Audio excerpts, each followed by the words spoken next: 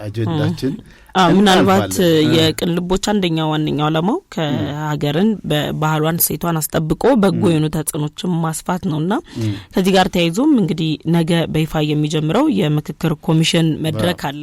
ቅልቦች ሀገር ግንባታ ላይ የሚያበረክተው አስተዋጽኦ የማህበራዊ ሚዲያው ላይ ሌሎች ላይም ከሚያበረክተው አስተዋጽኦ አንፃር ነገ ከሚጀምረው የብሔራዊ ምክክር ኮሚሽኑ ጋርም ማህበራዊ ሚዲያ ላይ የምናያቸው ወጣቶች ከኑሮ ውድነት ጋር ሀገራዊ መግባባት ጋር ስለ ስለ ባህሉ አጠቃላይ ስላሉ ጉዳዮች በሚሰሯቸው ኮንተንቶች ጭምር መልእክቶችን ያስተላልፋሉና እነዚህ ጥያቄዎች የተሰበሰቡባቸው መንገዶችም አንዱ በማህበራዊ ትስስር ገጾች ላይ በስፋት ሲሰራጩ ስለነበሩ 8 መሪ አጀንዳዎችን ይዞ ነገ አገራዊ ምክክር ኮሚሽኑ በይፋ ውይይቱን ይጀምራል።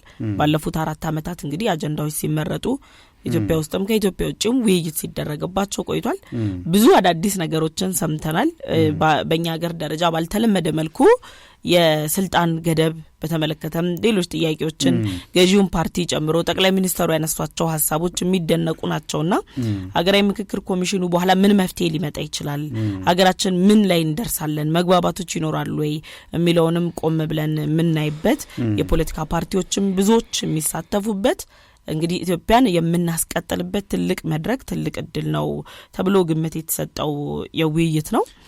እዚህ ላይ እንግዲህ በጣም ትልቅ ሐሳብም ይነሳል። ምናልባት የኢትዮጵያን ብቻም ሳይሆን አፍሪካ ሊለውጥ የሚችል ሐሳብ። ምክንያቱም በአፍሪካ ውስጥ የስልጣን ሽግግር በሰላማዊ ሁኔታ የሆነ ገደቡ ይቅር እንደው በሰላማዊ ሁኔታ የሚናፈቅ ሆኖ ባለበት በዚህ የስልጣን ዘመንህን ጨርሰሃል፣ ከዚህ በኋላ አንተ ጡረተኛ ነህ፣ ከዚህ በኋላ ገለል ብለህ ወይን አማካሪ ትሆናለህ ወይ ወደ ሌላ ስርዓት እንትን ትላለህ ተብሎ ሌላ መሪን የማፍራት ስራ ሊሰራ የሚችልበት አጀንዳ ሆኖ መቅረቡ እጅግ በጣም ደስ ከሚልህ አንዱ ነው።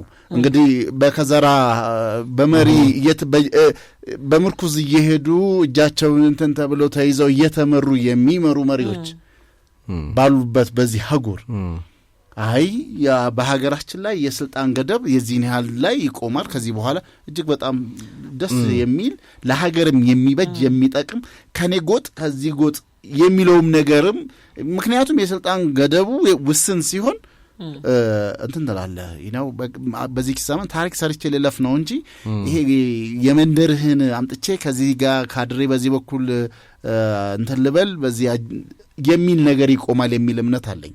ይሄ እንደ ሰለጠኑት ሀገራት የስልጣን ዘመን ገደብ ከተቀመጠ ሌሎችም የተነሱ አሁን ግጭቶችን እየፈጠሩ ብዙዎችን ለኩርፊያ እየዳረገ ያለው ጥያቄዎች ምላሽ የሚያገኙበት ሁኔታ ባለፈው ጠቅላይ ሚኒስትር አብይ አህመድ የደብረ ብርሃን ላይ የዚህ የንጉስ ተክለ ሃይማኖት የአውሮፕላን ማረፊያ ምርቃት ላይ ነበርና እዛ ላይ የተናገሩት ወይም ደግሞ ያስተላለፉት መልእክት ምን ያክል ገዢ እንደሆነ ትመለከታለህ። በዋነኛነት ሲያነሱት የነበረው ሐሳብ መጋጨት ጥል ሀገሪቱን አልጠቀማትም። ስለዚህ ወደ ቀጣይ ምዕራፍ መሻገር አለብን። የዛኑ የጎጃም አካባቢ ነበር ያነሱትና ከታሪክ መለስ ብለው ማለት ነው ጦርነት እንደማይጠቅም በአጼ ዮሐንስ ጊዜ ዛሬ የጎጃም እናቶች ጥቁር ሻሽ የሚያደርጉት ያንን ታሪክ ለማስታወስ ነው። ከዛ በተጨማሪ ደግሞ በሬሳ ላይ መጣው ከዚህ እስከዚያ ድረስ ምን ነው አይታረስ በሬሳ ላይ መጣው ከዚህ እስከዚያ ድረስ የሚለው የነዚህ ታሪኮች በሬሳ ላይ ተረማምደን መተናል። የሀገራችን ታሪክ ያነበረው ይህንን እውነት ነው። ይህንኑ ነበረ የሞጣ ቀራኒዮ ምን ነው አይታረስ በሬሳ ላይ መጣው ከዚህ እስከዚያ ድረስ የሚለው። ስለዚህ ግድያ፣ መፈናቀል በሬሳ ላይ ተረማምዶ ካንዱ ስልጣን ወንበር የማግኘት ሂደት በሀገራችን ታሪክ የነበረና እስታብሊሽድ ያደረገ ኑባሪ ነው ማለት እንችላለን። አሁን አደጋ ውስጥ የገቡት አካባቢ የህብረተሰብ ሜልቲንግ ፖይንቶች የነበሩ ወይም ደግሞ የአብሮነት ማሳያ የነበሩ አካባቢዎች ዛሬ ላይ አደጋ ተጋርጦባቸዋል። ለምሳሌ ራሳቸው ጠቅላይ ሚኒስትሩ ያነሱት እዛ አካባቢ ላይ የጎጃሙን አንድ ሲጠቅሱ ጎጃም በወለጋና በወሎ መሸጋገሪያ ሆኖ አንዱ ሜልቲንግ ፖይንት ነበረ። በእውቀቱ ስዩም ካሜን ባሻገር ላይ የሚጠቅሰው እውነት አለ። ያ አካባቢ ለምሳሌ ከዚህ ከጎጃም አካባቢ ወደ ወለጋ ሰዎች ይሄዱና በአባ ገዳው ስርዓት ሞት የሚሆኑበትን ሂደት ያነሳል። በዚህኛው በኩል ይመጡና ክርስትናን ተቀበለው ደግሞ እንደ አለቃ ተክለ ኢየሱስ ዋቅጅራ በኢትዮጵያን የቤተክርስቲያን ታሪክ ላይ በጣም ጉምቱ ስም ያላቸውን ሊቃውንት ደግሞ የፈሩበትን ሂደት ትመለከታለን። ስለዚህ የሰዎች መሄድና መምጣት እንደዚሁም ደግሞ የአብሮነቱ ትናንት የነበረ ታሪካችን ነው። ዛሬ ግን አጥራጥረን የእኔና እኛ በሚል ክፍፍል ተወጥረን ያለንበት ሂደትን እንመለከታለን። ስለ ጠቅላይ ሚኒስትሩ ዛብ ላይ ያስተላለፉት መልእክት ነው። ይሄ ታሪክ ሊበቃን ይገባል። መገፋፋት ሊበቃን ይገባል። መገዳደል ሊበቃን ይገባል። ስለዚህ አዲስ ምዕራፍ አዲስ ህይወትን መጀመር መቻል አለብን። ያ ደግሞ ከየትኛውም ነፍጥ ካነሳ አካል ጋር ለመነጋገር ዝግጁ ነን። በራችን ክፍት ነው። ኑ ቂማኒዝም ትላንት እንዲያደርጋቸዋል የሚል ነገር አናነሳም። ኑ እንነጋገር የሚል ሐሳብ ነው ያቀረቡት። በኢትዮጵያን የሀገራዊ ምክክር ኮሚሽን ላይ ትልቁ የምትረዳው ነገር ምንድነው? የቀሰመው ልምድ ይሄ የምክክር ኮሚሽኑ እንዳይጠለፍ ያደረገበት ሂደት በጣም አስደናቂ ነው። አንድ የዚህ በብሮደኒንግ ፓርቲሲፔሽን ኢን ፖለቲካል ኔጎሽዬሽን ኤንድ ፒስ ፕሮሰስ የሚል አንድ መጽሐፍ አለ። በዶክተር ታንያ ፓፈን ሆልዝ የተጻፈ ነው።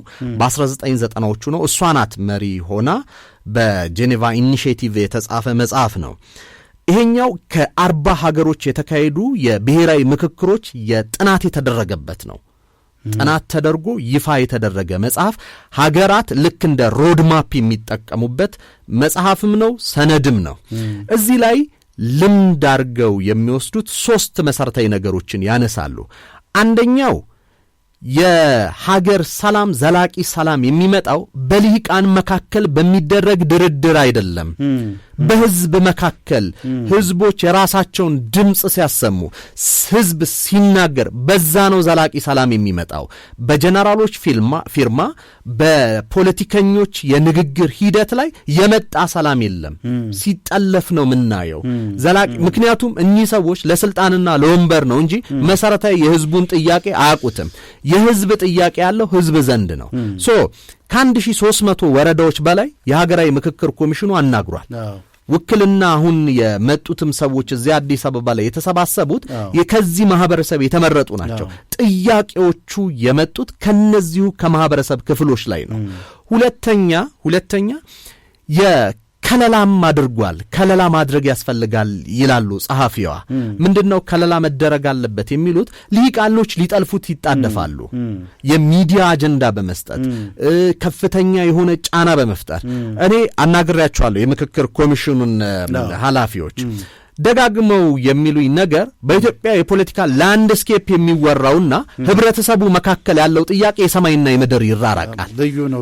በጣም ልዩ ነው። አእምሮ ልዩ ነው። አስተሳሰቡ ልዩ ነው። የልቦና መዋቅሩ ልዩ ነው። ስለዚህ ችግሩን ለመፍታት ህዝቡን ማናገር አለበት። አንዱ ትልቁ የተሰራው ስራ ይሄ ነው። ሁለተኛ ችግር ይፈጠራል የሚሉት ጸሐፊዋ ምንድነው? ልክ መሃል ላይ አሁን የደረሰበት ይሄ የሀገራዊ ምክክር ኮሚሽን አጀንዳ ሴሌክት ከተደረገ በኋላ እየተወያዩበት ያለው ምዕራፍ አለ አይደለ? የአሁኑ ምዕራፍ ላይ እዚህ ላይ ፖለቲከኞች ጣልቃ ለመግባት ከፍተኛ ጥረት ያደርጋሉ። አንደኛ የሚያደርጉት የሚዲያ ጩኸት።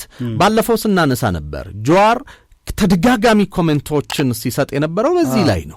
በዚህ ምዕራፍ ላይ ነው። መጀመሪያ ሲያናንቁት ነበር። በዛኛው በቀኝ ክንፍ ያለውም ተደጋጋሚ አስተያየቶች ሲሰጥ የነበረው እዚህ ምዕራፍ ላይ ነው። አጀንዳው ይሄ ነው። የኛ አጀንዳ መነጋገር ያለብን አጀንዳ ሴሌክሽን ላይ ይሄ ነው እስከ ማለት ድረስ ከህዝቡ አጀንዳ ፈንግጦ የራሳቸውን አጀንዳ ለማስረስ ህዝቡ አጀንዳ ይሄ ነው ብሏል። እነሱ የራሳቸውን አጀንዳ ለመጫን እየሞከሩ ነው። ይሄ የሆነበት ምክንያት ፖለቲከኞች ምንጊዜም ለወንበር ስለሚታገሉ የኛ ሀገር ልምድ ብቻ አይደለም፣ ዓለም አቀፍ ተሞክሮ ነው። ከ40 ሀገራት በላይ የተሞከረ የታየ እውነት ነው። የመጨረሻው ሶስተኛ የሚያነሱት ነጥብ ምንድነው? በሀገራዊ ምክክር ሂደት ላይ ውጤቱን የሚከታተል ህዝብ ያስፈልጋል። እዛ ስቴጅ ላይ አልደረስንም።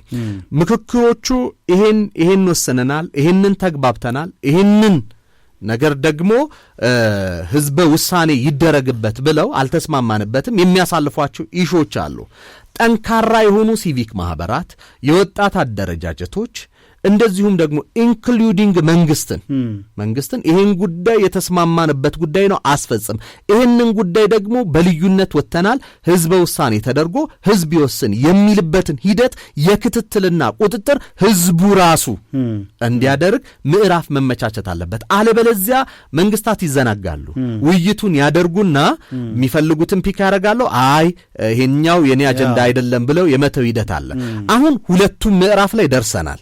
ሁለቱም ምዕራፍ ላይ ሄደናል። ቀጣዩ የሚጠብቀው ያፈጻጸም ሂደትን መከታተል ነው። ስለዚህ ይሄ የ40 ሀገራት ልምድ የሚያሳየው ይህንን እውነታ ነው ማለት ነው።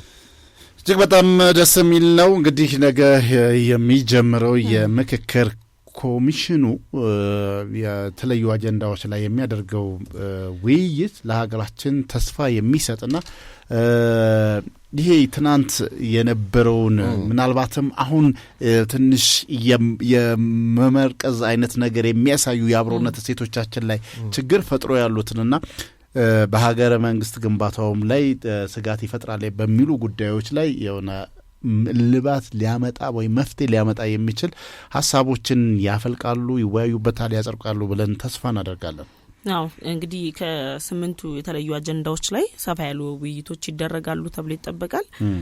ውይይቶቹም ደግሞ ህብረተሰቡ በሚከታተልባቸው አማራጮች በሙሉ ያው የሚቀርቡ ጉዳዮች ነው የሚሆኑት። ከህብረተሰቡ የተሰበሰበ ሐሳብ ስለሆነ ምናልባት ከዚህ ከምክክር ኮሚሽኑ በተጨማሪ አሁን ላይ ደግሞ በሀገራችን ያለው አሁናዊ ሁኔታ ይታወቃልና የምክክር ኮሚሽኑ አንደኛው ውይይት እንዳይደረግ፣ አገራዊ መግባባቶች እንዳይኖሩ፣ የድንበር ጥያቄዎች፣ የተለያዩ የስልጣን እርከን ደረጃዎችን ጭምር ጥያቄ ከሚያነሱ ቡድኖች መካከል አንዱ ህዋት ነውና በሰሞኑን እንግዲህ ከሀገር አልፎ በአፍሪካ ቀንድ ላይም የተለያዩ ነገሮች እየተፈጠሩ ያለበት ሁኔታ አለ። ከዚህ ከህዋት ጋር ተይዞ ወታደራዊ ምልመላዎች፣ ዓለም አቀፍ ተቋማት መግለጫ እያወጡ ነው። ሂውማን ራይትስ ኮሚሽኖች የተለያዩ መግለጫዎችን ህዋት ላይ እያወጡ ነው። አሜሪካም የቪዛ እገዳ አድርጋለች። ደን ደግሞ የሱዳን ባለስልጣናት ላይ የፈጥኖ ደራሽ ኃይሉ ላይ የወሰደችው አይነት እርምጃ የህዋት ባለስልጣናት ላይ ትወስዳለች የሚሉ ግምቶች እየተቀመጡ ነው ያለው። እረፉ እየተባለ ነው። ለገላጋይም እንግዲህ አንመችም እያሉ ነው ያሉት። ከዚህ ጋር ተይዞ ምናልባት በትግራይ ክልል አሁን ያለው ሁኔታ ከወጣቶች ወታደራዊ አፈናና አፈሳ ሌሎችም ደግሞ በማህበራዊ ሚዲያ ላይ የተሰሩ ስራዎችን ተሽከርካሪዎች እንዳይንቀሳቀሱ የተደረጉ ገዳዎችን ምስል ቀርጸው ላሰራጩ ወጣቶችን ቤት ለቤት የማሳደድ እናቶቻቸውን የማሰር አይነት ልምምዶች አሉና አዲስ አበባ ላይ እንግዲህ የትግራይ ሰላምና ልማት ምክር ቤት ሐምሌ 11 2018 ቅዳሜ ዕለት ሰላማዊ ሰልፍ እንደሚደረግ እንግዲህ ይፋ ሆኗል። ሐሙስ ዕለት ለሚዲያዎችና ለሌሎች አካላት መግለጫዎችም ይሰጣሉ ተብሎ ይጠበቃል። ምናልባት ከዚህ ሰልፍ ጋር ተያይዞ የትግራይ ተወላጆች ብቻ ሳይሆኑ የሚወጡት ሰልፉን ሀገር ነችና እየታመመች ያለችው መላው ኢትዮጵያውያን ጦርነት እንዳይነሳ ለወጣቶች ድምጽ የመሆን ለእናቶች ድምጽ የመሆን ጉዳይ እንዲፈጠር ጭምር ምክር ቤቱ እንግዲህ ጥሪዎችን አቅርቧል። ከዛ በዘለለ ግን የመሰረታዊ የሆኑ ሐሳቦች ተነስተዋል። መሰረታዊ የሆኑ ሐሳቦች ከምንላቸው ውስጥ እንግዲህ ምክር ቤቱ የሚያነሳው በዚህ የተቃውሞ ሰልፍ ላይ ሙሉ ለሙሉ የፕሪቶሪያው ስምምነት ተፈጻሚ የሚሆንበትን መንገድ የሚጠየቅበት፣ ዓለም አቀፉ ማህበረሰብ ህዋት በክልሉ ላይ እያደረገ ያለውን እንቅስቃሴ የወጣቶቹን አፈና እየፈጸማቸው ያሉ ሰብአዊና ዲሞክራሲያዊ የሆኑ የመብት ጥሰቶችን እነሱን ቁልጭ ተደርጎ የሚታይበትና ህዋት ህገወጥ ስብስብ መሆኑን ለትግራይ ህዝብም ለመላው ኢትዮጵያውያንም የማይበጅ መሆኑን ለዓለም አቀፉ ማህበረሰብ የምናንጸባርቅበት፣ ዓለም አቀፉ ማህበረሰብ ደግሞ ፍረጃም የሚፈረጅ ከሆነ ለምሳሌ አርሚ 7 ላስት ዊክ ላይ በአሜሪካ ተፈርጇል። የሱዳን እርስ በርስ ግጭት ላይ ከሚሳተፉ አካላት መካከል ኤስ-46 በሚለው ህግ ላይ ተፈርጆ አይተናል። ሶ አሁንም ህዋት ላይ መሰል እርምጃዎች እንዲወሰዱና ሀገርን ከጦርነት እንድንታደግ ሐምሌ 11 ላይ እንግዲህ ሰላማዊ ሰልፎች ይኖራሉ። እንግዲህ የዚህ በተለይ ማህበራዊ ሚዲያ ላይ በመናይበት የትግራይ እናቶች ደረታቸውን የደቁ ማቅነስንሰው እየተማጸኑ ያሉበት ሁኔታ ያንንም ሁሉ በማለፍ እኔ በትረ መንግስቱን ስልጣኑን ወንበሩን ካላገኘሁኝ በስተቀር ምንም የሚመጣ ነገር ወይንም ተወጣቱን ከማስጨረስ ወደኋላ አልልም በሚል ሁኔታ የተለያዩ መግለጫዎችን እያወጣ ነው የሚገኘው። በዚህ ውስጥ ደግሞ ይቅርታ እንግዲህ የህወሓት የትግል እንቅስቃሴን ከተመለከትን ባለፉት 50 ዓመታት ውስጥ በኢትዮጵያ የፖለቲካል ዲስኮርስ ላይ ወይም ደግሞ እንቅስቃሴ ላይ ትልቅ ስም ያለው ነው። አሁን እንዴት መጣ ነው እዚህ ደረጃ እንዴት ተደረሰ የሚለውን ነገር መመርመሩ የሚያስፈልግ ይመስለኛል። ህወሓት ቆሞ ቀር ድርጅት ሆኗል። ምናልባት ትናንትና የተጠቀመውን ስትራቴጂና ስልት የትናንትን እውነት ዛሬ ላይ መድገም ይፈልጋል። ዛሬ ደግሞ ዓለም መቀየሯን ብዙ ነገሮች መለወጣቸውን ሁሉ የተገነዘበ ድርጅት አይመስለኝም። ከዛ አውዳሚ ጦርነት የተማረው ነገር ቢኖር አለመማርም ብቻ ነው። አሁንም ያ የታሪክ አዙሪት ውስጥ የገባ ሆኖ ታገኘዋለህ። የታሪክ ምሁራን እንደሚጠቅሱት ከሆነ ይሄ አፈናና መዋቅራዊ ማስገደድ ማስጨነቅ የዛሬ ተግባሩ አልነበረም። እነ ገብሩ አስራትም በጻፉት መጽሐፍም በስፋት እንደሚጠቁሙት አንደኛም መሪዎች በመገዳደል ሁለተኛ ደግሞ ይሄ ዲሞክራሲያዊ የሆነ ባህልን አዳብሮ ዜጎችን በማፈን የሐሳብ ልዩነቶችን በአፈና በግድያ በመሰወር የማድረግ ሂደቶቹ የዛሬ አይደሉም፣ የትናንት ታሪኩ ናቸው። ምናልባት አድማጮች እንዲያነቡት ብዬ አንድ የምመክረው መጽሐፍ አለ። የዚህ የገብሩ ታረቀ The Ethiopian Revolution War in the Horn of Africa የሚል ገብሩ ታረቀኝ ቆንጆ መጽሐፍ አላቸው። እሳቸው የህወሓትን የቀደመ ታሪክ ይመረምራሉ እና በጣም የሚያነሱት ሐሳብ ምንድነው? በበረሃው ዘመን ላይ የማኦ ዜዱንግንና እንደዚሁም ደግሞ የአንቨር ሆጃን የአልባኒያን መስመር ብቸኛ መስመር አድርጎ መከተሉን ነው የሚጠቅሱት። በተለይም ደግሞ አብዮታዊ ዲሞክራሲ የሚለው ፍልስፍናውን ካመጣ በኋላ አብዮታዊ ዲሞክራሲ የዚች ሀገር የብቸኛ የመዳኛ መንገድ ነው ብሎ አውጇል። እንግዲህ ብቸኛ የሚሉ መንገዶች ምን ያክል ጽንፈኛ እንደሆነ መረዳት ለማንም አይከብድም። የብቻ የሚባሉ መንገዶች የሉም። ለዛ ነው ሀገሪቷ መቀመቅ ውስጥ የወደቀችው። ገብሩ ታረቀኝ በመጽሐፉ የሚጠቁመን ምንድነው? ህወሓት አስጨናቂ የሆነ ልክ ማኦ ዜዱንግ በቻይና የገበሬዎች አብዮት ዲሞክራሲ ራሱ የተቀዳው ከማኦ ዜዱንግ ነው። ገበሬዎችን በአስጨናቂ በግዴታ ያስጨነቀበት መንገድ ኮፒ ፔስት አድርጎ ነው እዚያ ያመጣው። የትግራይ ገበሬዎችን በግዴታ ወደ ጦርነት እንዲገቡ በማድረግ ሌላ ድምጾችን እንዲሰሙ በማድረግ ዳዊት ከበደ የአውራምባ ታይምስ አሁን ዩቲዩብ ሆኗል ጋዜጣ አዘጋጅ የነበረው ባለፈው ሲናገር ነበር። ለምሳሌ ባለፉት 27 ዓመታት ትግራይ ከአንድ ድምጽ ውጪ የምትሰማበት እድል አልነበረም። በሌሎች አካባቢዎች በአዲስ አበባም ሆነ በክልሎች የተለያዩ ጋዜጦች፣ ሚዲያ አማራጮች፣ መንግስትን የፖለቲካ ፓርቲዎች እንቅስቃሴ ነበር። ህወሓት የጀመረው ኢህአፓንና ኢዲዩን በማጥፋት ነው። በትግራይ መሬት ላይ አንድ ፓርቲ ብቻ ነው የሚያስፈልገው በሚል ማለት ነው። በእነዚህ ዓመታት ውስጥ ጋዜጦች አይገቡም፣ መጽሔቶች አይገቡም፣ የተለዩ ድምጾች እንዲገቡ አልተደረገም። ከዛ በኋላ ደግሞ ገብሩ ታረቀ እንደሚነግሩን ከሆነ ፕሮፌሰር ገብሩ ታረቀ እንደሚነግሩን ከሆነ ደግሞ ይሄ ማርክሲስት ሌኒኒስታዊ በሆነ መንገድ ገበሬዎችን በማስገደድ ጭምር የትግሉ አጋር ያደረጋቸውን ሂደት ትመለከታለህ። ገበሬዎች በግዴታ የጦር ተሳታፊ እንዲሆኑ አድርጓቸዋል። ሌላ ድምጽ እንዳይሰሙ ልክ ሰሜን ኮሪያ ላይ እንዳለው አምቆ በመያዝ ማለት ነው። ይሄ የኤርትራ ሞዴልም ነው፣ የህወሓት ሞዴልም ነው። ነገር ግን አሁን ይህንን አስተሳሰቡን ልድገም ሲል ነው ግጭት ውስጥ የገባው። አንደኛ ህወሓት ፕሩቭን የሆነ ድርጅት ነው፣ ወድቆ ታይቷል። 27 ዓመት ሀገር መርቷል። በመራበት ሂደት ላይ በኢትዮጵያ ታሪክ ውስጥ ታይቶ በማይታወቅ ሁኔታ የቆየ ተቃውሞ በጊዜ ርዝማኔ ለረጅም ጊዜ በመቆየት በኢትዮጵያን ታሪክ ውስጥ ረጅም ተቃውሞ ያስተናገደው ህወሓት መሩ ኢህአዴግ ነው። ያ ብቻ አይደለም። ያ ብቻ ሳይሆን ባሳተፈው የህዝብ ብዛት ምናልባት በንጉሱ ጊዜ የጎጃማ ገበሬዎች አመጽ፣ የራያ ወይም ደግሞ የባሌ የገበሬዎች አመጽን እናስታውሳለን። እነዚህ ውስን አካባቢዎች የተነሱ ናቸው። ነገር ግን ሙሉ ኦሮሚያ፣ ሙሉ አማራ፣ ደቡብ ክልል ላይ የተነሳ አመጽ በኢትዮጵያ ታሪክ ገጥሞት አያውቅም። ከ70% በላይ የሀገሪቱ ውስጥ በቀጥታ ተቃውሞ ውስጥ የተሳተፈበት ሂደትን ህወሓት አስተናግዷል። ፕሩቭን የሆነ ድርጅት ነው። በትግራይ ደግሞ አውዳሚ ጦርነትን የፕሪቶሪያ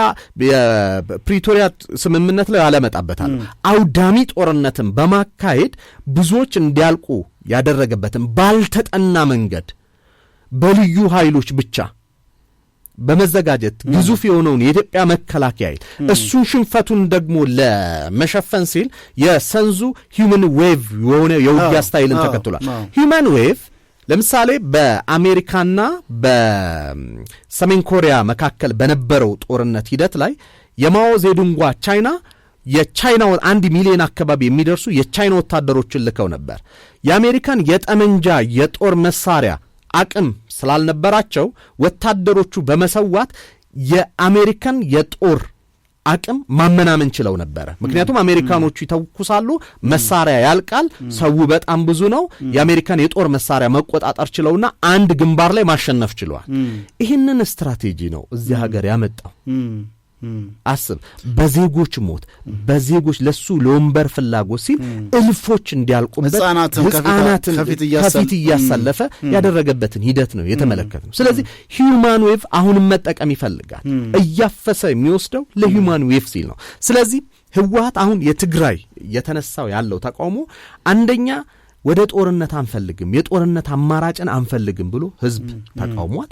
በኢትዮጵያ በኩል ደግሞ you are proven መርታ ሳይታል፣ መርተ ወድቀሃል፣ ዳግም ደግሞ ድል ልንሰጥህ አንፈልግም የሚል ከፍተኛ የሆነ የህዝብ ድምጽ የተሰማበትን እውነት እየተመለከትን ነው። ይህንን በደንብ የምናነሳበት ምክንያት ለምንድነው? እኛ ህዝባችን የትግራይ እናት የጠበንጃ ድምጽ የማሰማበትን አካባቢ መፈጠር አለበት። ሁሉም ቦታ ላይ ሰላማዊ አየር ተንፍሶ ሁሉም በሚንቀሳቀስበት ቦታ ሁሉ ላይ እየሄደ በነጻነት እንዲኖር ካለም ፍላጎት አንጻር ነው ይሄንን ተመናነሳው። ዲያ ላይ ብስራ ያሳይቻለሁ ይመስለኛል። ፕሮፌሰር መስፍን እንግዲህ ህዝቡ ምን ያህል የተማረው አውቦኩ የሚለው ነው እየበጠበጠ ያለው የሚል አንድ ተመራቂ ልጅ የተናገረው ንግግር የምታስታውስ ከሆነ ሳይቼ ከሆነ እንኩ ድንቁ አስተምራችሁኝ ነገር ክፋት ከሰጣችሁኝ ይሄው ያስተማራችሁትን ውሰዱና ድንቁርና ይመልሱልኝ። ያ ከጎረቤቴ ከሙስሊም ከክርስቲያኑ ከብሔር ብሔረሰቡ ጋር በይዋህነት አብሬ የምኖርበትን መልሱልኝ፣ አለማወቄ መልሱልኝ። ይሄ መማር ማለት ምንድነው? መሰልጠን ማለት መሰይጠን ከሆነ ክፋትን እንትን የምትል ከሆነ ይሄ ሰውን ከሰው የምታጋጭበት ምክንያት የሚያደርግ ከሆነ ያንን ድንቁርናችንን መልሱ። ኢትዮጵያ እየመከረች ያለች ኢቭን አሁን ያነሱትም ሁኔታ ድሮ ችግር ባለበት ሰዓት ሰራዊት አዋጡ፣ መሳሪያ አዋጡ ነበር። አሁን ይህ ችግሩን ለመፍታት ሐሳብ አዋጡ አንድ ከስልጣኔ ውስጥ አንዱ መንገድ ነውና ይሄ ነገር ይበል። በዚህ ጉዳይ ላይ ደግሞ ሁሉም አድማጮቻችን የደወሉ ሐሳብ እንደሰጡ ሁሉ የየራሳችንን አስተዋጽኦ መወጣት አለብን፣ የየራሳችን ድርሻ መወጣት አለብን የሚለው የቅልቦችን መልእክት ነው የሚሆነው።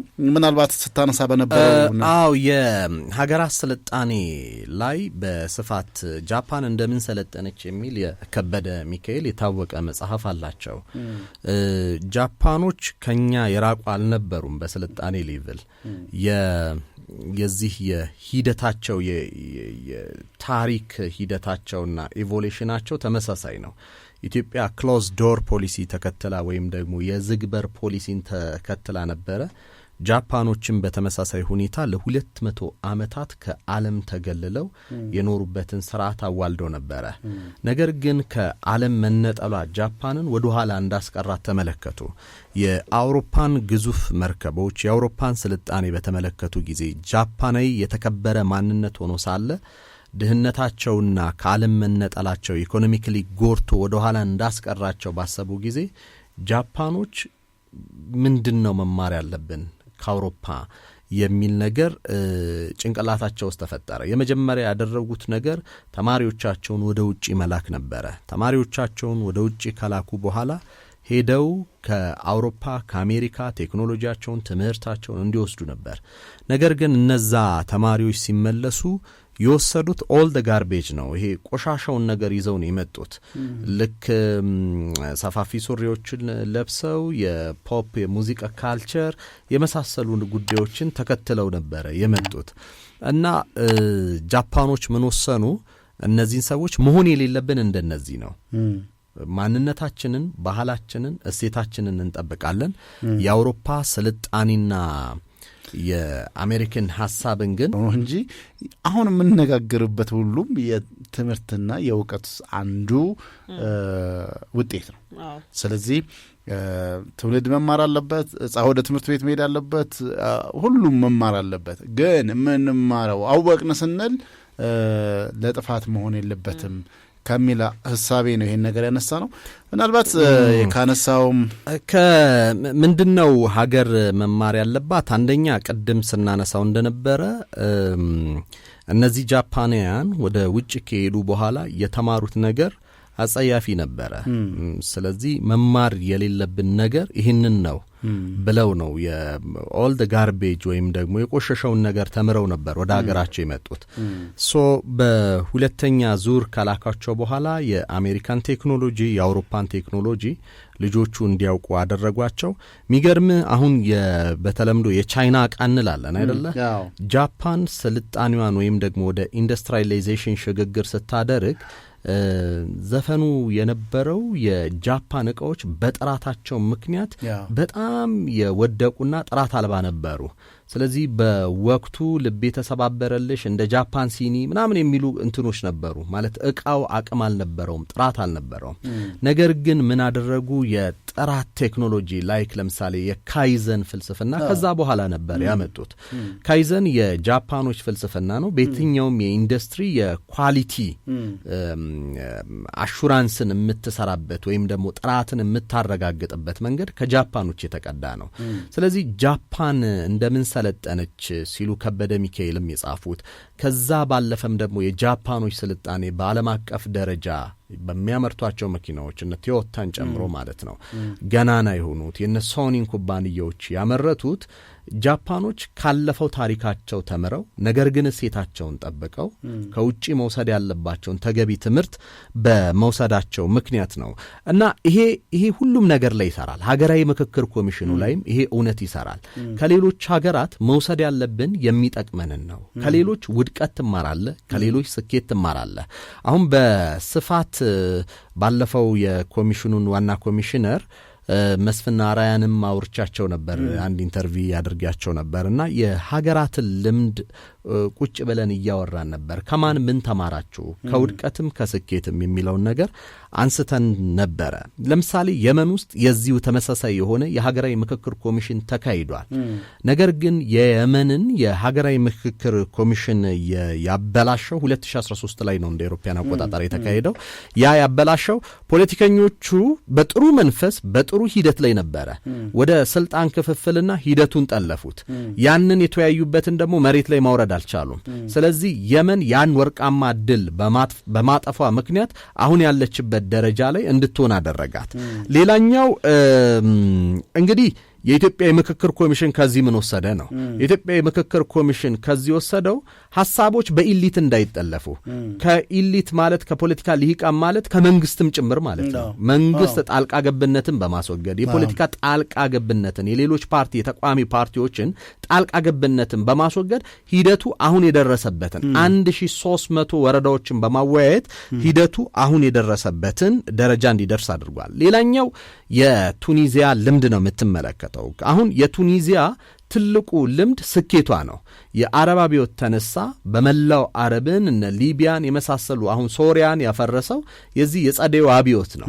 ነገር ግን ቱኒዛውያን መጀመሪያ ወደ መምከር ነው የሄዱት እና ቱኒዚያ ጠንካራ ጎናቸው ምንድነው ሲባል የሚዲያ ክትትልና ጠንካራ የአጀንዳ መረጣ ስትራቴጂ መከተላቸው ነው። ይሄ ሀገሩ ላይ ቅድም ስናነሳ እንደነበረው የሚያምሰውን አጀንዳ ትተው ህዝቡን በማወያየት የነጠሩ ሐሳቦችን ጠንካራ አጀንዳዎችን ወደፊት ማምጣታቸው ያጠቅሟቸዋል። ከዛ በተጨማሪ ደግሞ ጽንፈኛና ገዳቢ የሆኑ የሀገራዊ ምክክሩን ጥግና ጥግ ያሉ የጥቂቶች ሐሳብ የሆኑ እንዳይስተናገዱ ነገር ግን የማሱን የህብረተሰቡን ጥያቄ ላይ ፎከስ ማድረጋቸው ቱኒዚያን ታድጓታል። ሌላኛው የደቡብ አፍሪካ ልምድ ነው። ደቡብ አፍሪካ ላይ ስትመለከት ስትራክቸራል ኮንቲኒቲ ወይም ደግሞ መዋቅራዊ ቀጣይነትን ማንበር መቻላቸው ነው።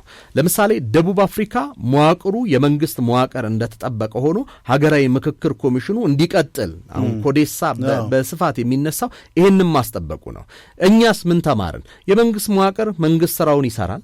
የሀገረ መንግስቱ ወደ ፊት ለፊት መሄዱን ይቀጥላል። ነገር ግን እየተመካከረን ነው። ምን አይነት ሀገረ መንግስት ይኖረን፣ ኢትዮጵያ ምን ትምሰል የሚለው ነገር የመንግስት መዋቅር ስትራክቸር እንደተጠበቀ ሆኖ የሚቀጥልበትን መንገድ እያመቻቸን ያለንበትን ሂደት ትመለከታለን። ሌላኛው የመጨረሻው ከሊቢያና ሶሪያ ውድቀት ነው። የሊቢያና የሶሪያ ውድቀት ምን አዋለደው የሚለውን ስትመለከት አንደኛ የሊቢያና ሶሪያ ውስጥ የውጭ ጣልቃ ገብነት ነው። የታክቲክ የፍልሚያ ሜዳ ነው የሆኑት ሁለቱ ሀገራት። በሊቢያ ውስጥም የነዳጅ ሀብቶቿን ለመንጠቅ የሚፈልጉ ሀገራት በሙሉ ተሳትፈውበታል። ከአውሮፓም ከመካከለኛው ምስራቅም እንደዚሁ ግብጽ ጭምር የገባችበትን እውነታ እንመለከታለን። ስለዚህ የሀገራዊ ምክክር ኮሚሽኑ ውጤት ያላመጣው የነዚህ የውጭ ሀገራት የታክቲክ የፍልሚያ ሜዳ ወይም ደግሞ የጥቅም ማስከበሪያ ስለሆነ ነው። የህዝብ ጥያቄ አይደለም። ኢቭን የሊቢያ መንግስት ጥያቄ እንኳን አልነበረም። የውጭ ኃይሎች ጣልቃ ገብነት ነው።